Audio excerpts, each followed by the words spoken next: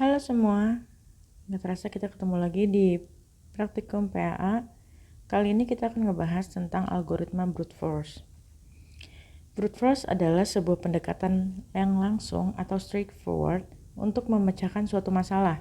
Biasanya didasarkan pada pernyataan masalah atau problem statement dan definisi konsep yang dilibatkan. Algoritma brute force memecahkan masalah dengan sangat sederhana, langsung, dan dengan cara yang jelas. Nah, berikut contoh-contoh brute force. Yang pertama ada bubble sort, exhaustive search, sequential search, dan pattern matching. Yang pertama kita akan ngebahas tentang bubble sort. Bubble sort atau metode gelembung adalah metode atau algoritma pengurutan dengan cara melakukan penukaran data dengan tepat di sebelahnya secara terus-menerus sampai dipastikan dalam satu iterasi tertentu tidak ada lagi perubahan. Algoritma bubble sort mengimplementasikan teknik brute force. Kelemahan algoritma bubble sort adalah pada saat pengurutan data yang sangat besar akan mengalami kelambatan luar biasa, atau dengan kata lain kinerja memburuk cukup signifikan ketika data yang diolah cukup banyak. Nah, ini algoritma bubble sort. Kalian bisa baca sendiri, saya akan langsung menjelaskan contoh kasusnya. Contoh kasus pertama yaitu ada satu deret terdiri dari 4 digit angka, yaitu angka 6, 4, 3, dan 2. Kita coba untuk mengurutkan data ini dengan menggunakan bubble sort secara ascending atau dari yang terkecil ke yang terbesar. Yang pertama, iterasi pertama kita punya deret 6, 4, 3, dan 2. Nah, di sini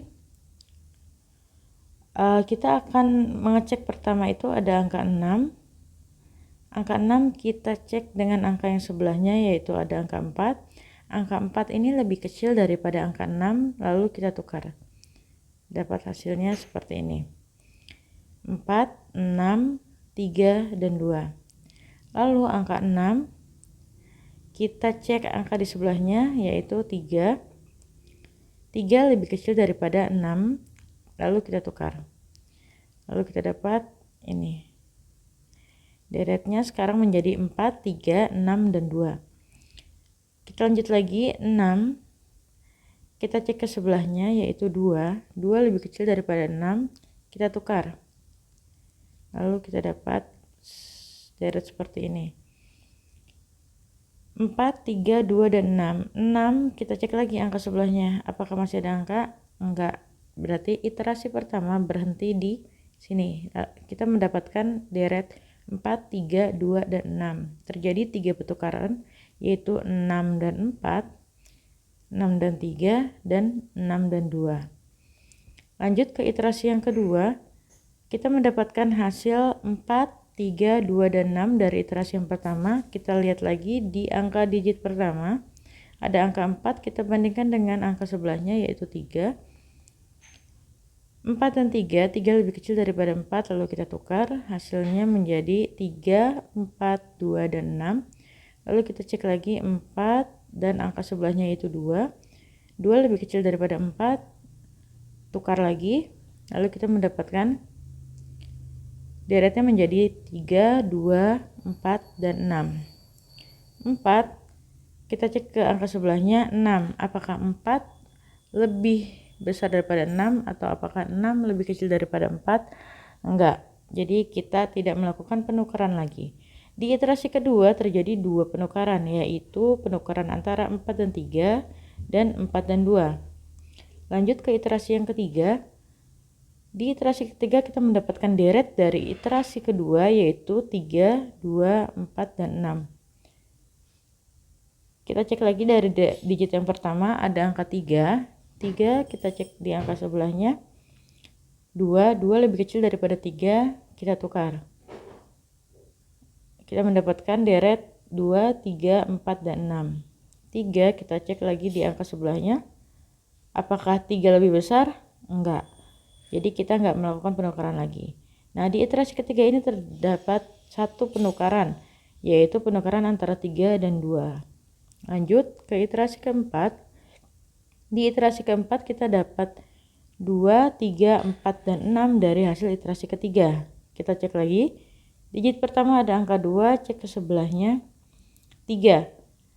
Apakah 2 lebih besar daripada 3? Enggak. Jadi kita tidak melakukan penukaran apapun di iterasi keempat. Atau hanya ada 0 penukaran.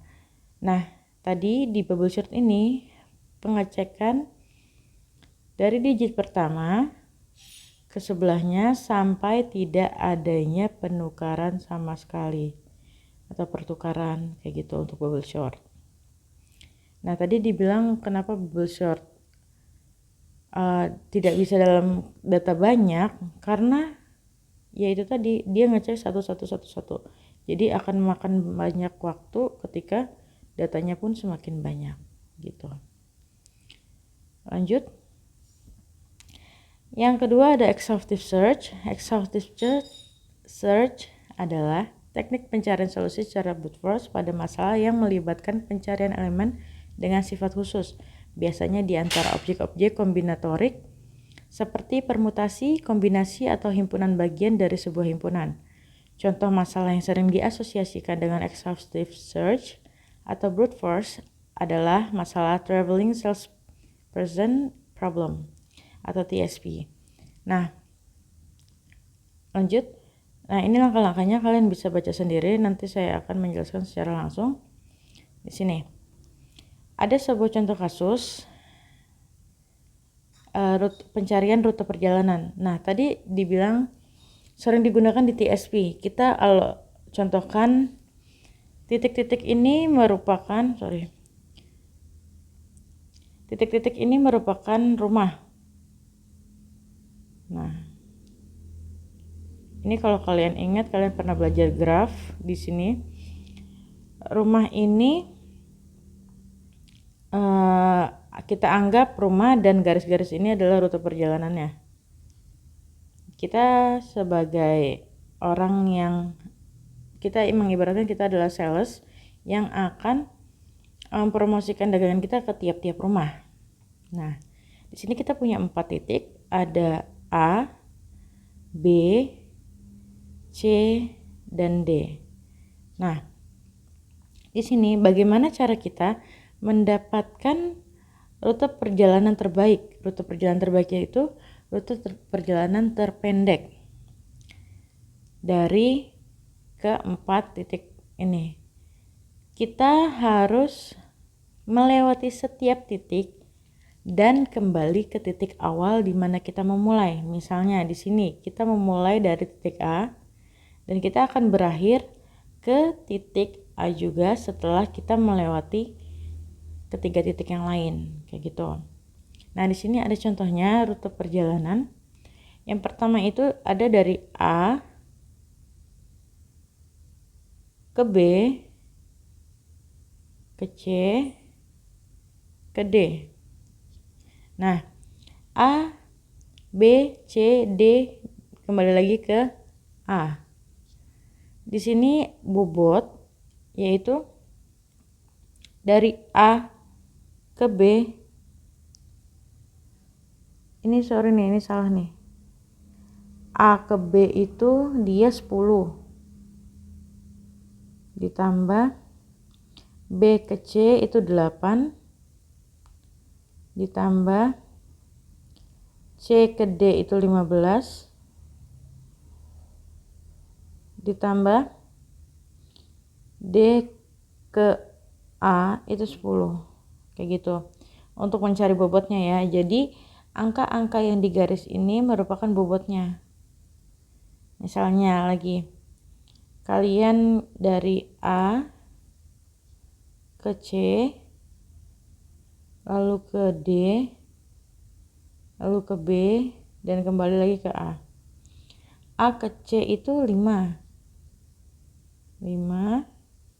ditambah C ke D itu 15, D ke B itu 9,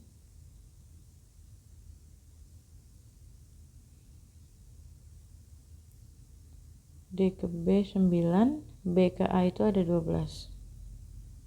Nah, kayak gitu.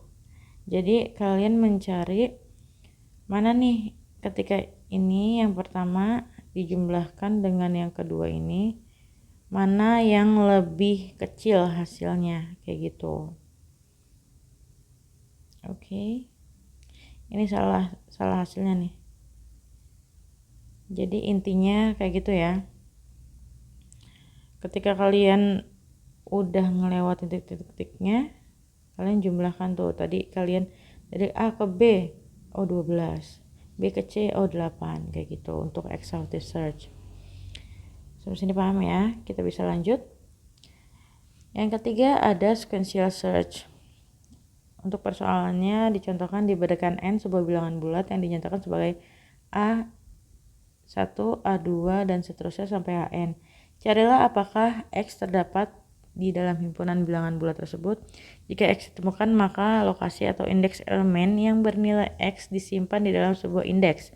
Jika X tidak terdapat di dalam himpunan tersebut, maka indeks diisi dengan nilai 0. Nah, simpelnya kayak gini. Saya beri contoh. Mana? Ada satu deret 19, 27, 5, 99, 88, 32, dan 72. Di sini kita diminta untuk mencari angka 5. Nah, angka 5-nya itu kita cari di deret yang tadi. Pertama, kita cek angka 5 apakah ada dari indeks ke 0. Indeks 0, indeks 1, indeks 2. Ingat ya, indeks suatu deret selalu dimulai dengan angka 0. Indeks ketiga, 4, 5, 6. Nah, tadi dia bilang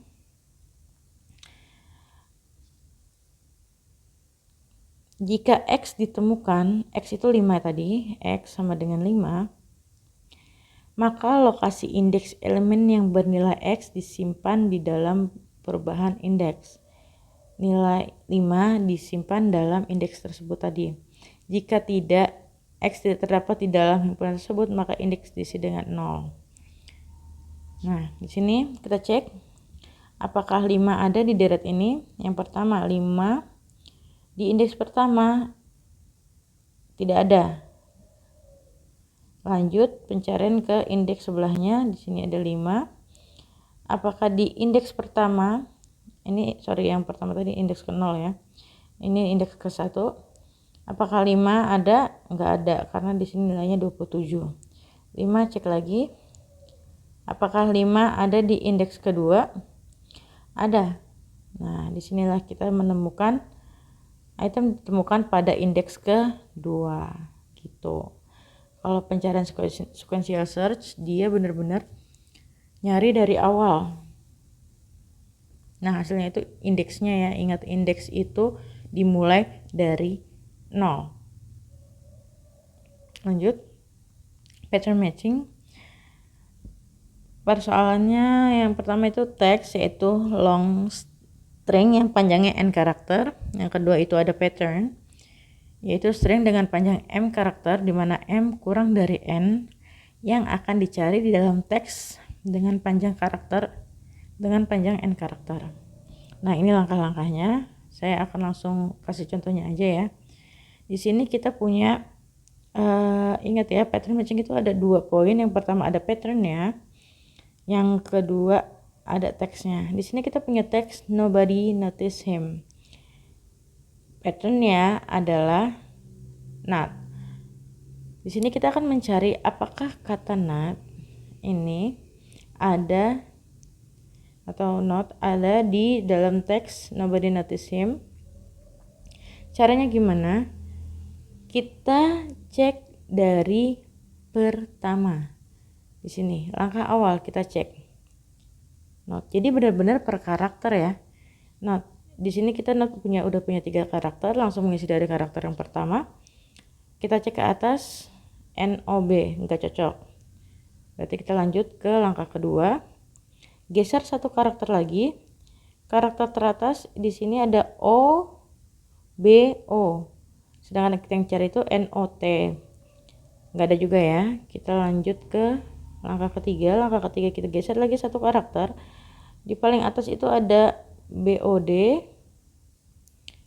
sedangkan kita cari itu NOT, nggak ada ya. Lanjut ke langkah keempat. Kita masih mencari hal yang sama, NOT ya. Yang teks yang kita punya di sini posisi ini itu adanya ODY, berarti nggak cocok. Lanjut ke langkah kelima, kita geser lagi satu karakter. Nah di sini ingat string dihitung ya, spasi dihitung, DY spasi. Karakter yang kita cari itu ada NOT, jadi nggak cocok. Lanjut ke langkah ke-6, kita geser lagi satu string. Di sini string yang langkah ke-6 dia berada di posisi ini, Y spasi N, nggak cocok. Lanjut ke langkah ke-7, kita cari langkah ke-7 yaitu geser satu string. Tadi kan Y spasi N, sekarang dia mendapat spasi NOT, masih nggak cocok ya dengan NOT karena di depannya yang di atas dia dapatnya spasi NO bukan spasi NOT.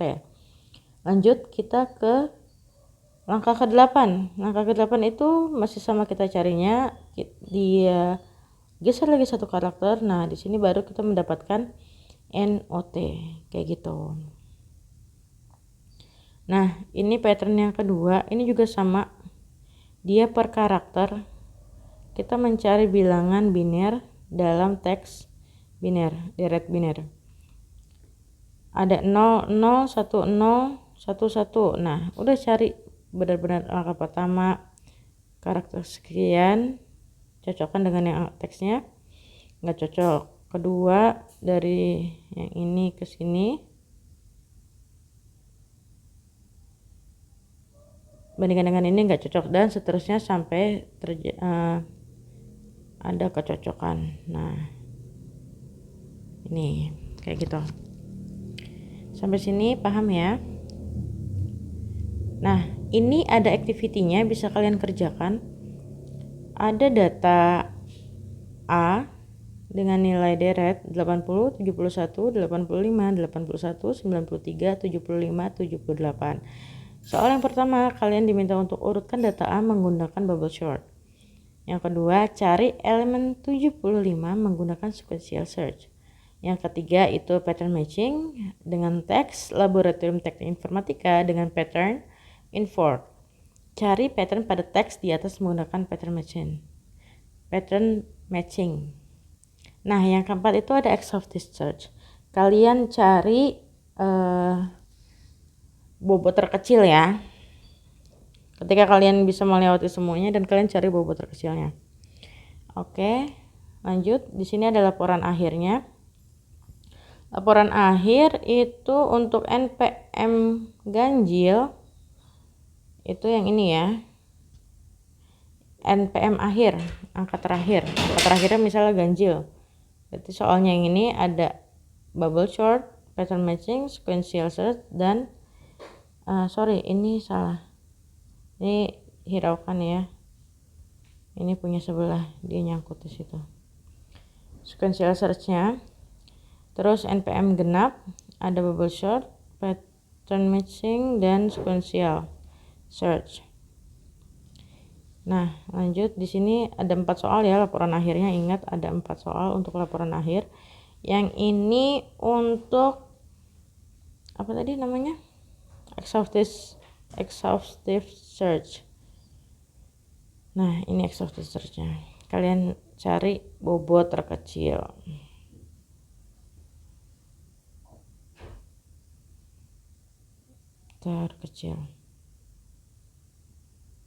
Dah. Cukup sekian materi dari saya. Sampai ketemu lagi.